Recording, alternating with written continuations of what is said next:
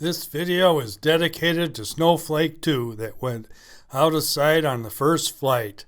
I didn't get any video of it, but it just went up in a spiral for 10 seconds until it got really high, and that's the last I ever saw of it. So this week I got over to Wisconsin to fly a couple times, but the one street I normally go through was flooded, so I had to go around. The Mississippi was really high. It was almost to the highway level in one place, but it went down Friday when I went over. I tried my design made out of E20 parts, but I didn't have enough decklage, and it just did an arc into the ground and broke. But I fixed that up and did some test glides Thursday, and it was rather windy, so I went out in the woods and tried to fly it off this hill. And it seemed like it has a pretty nice glide, but I think it got some slope lift. Appears the deer were watching me, but then they had enough and ran away. They had some running in front of me, and then there was a couple behind me, which was kind of neat to see. So Friday I tried my design from the E20 parts after making some changes. And the first flight was about the best flight. It doesn't get up as high as a Snowflake by any means.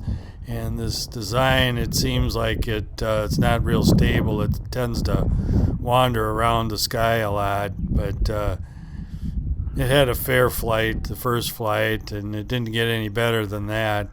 But I kept trying. So I think maybe this flight, the clay had come off the nose, and that's why it went up so high, and then it hit the ground. But I gave it another launch, got a little more flying out of it. Crap.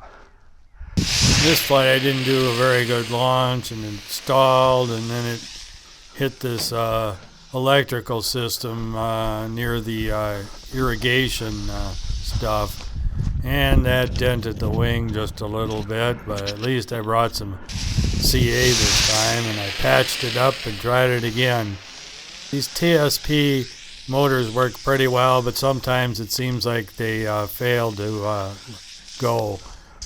It seems to be that there's some variation in the amount of power. Sometimes it's pretty strong, and other times not so good.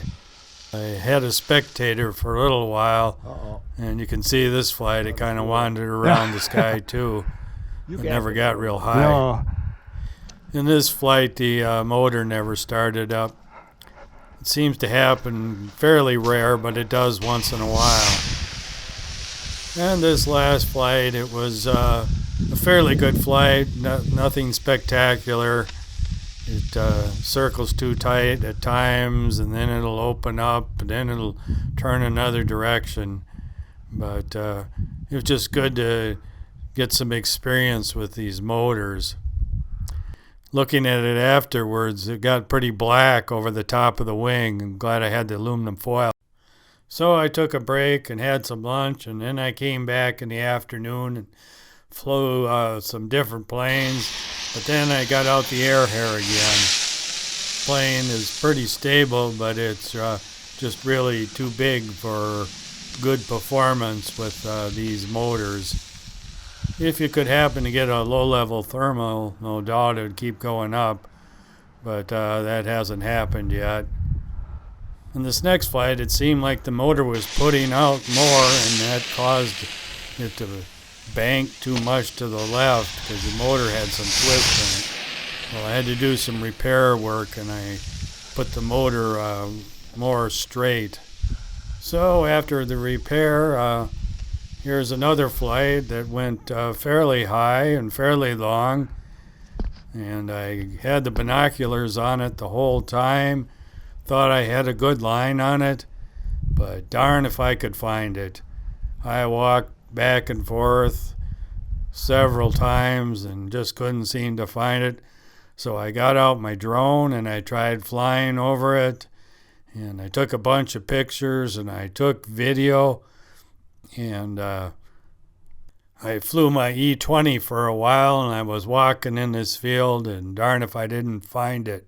So when I build my next Snowflake, I'm going to have a small RF tracker in it that'll only weigh about 2.5 grams at the most, and I think you really need that if you're going to fly in a field like this, because they're too hard to find otherwise.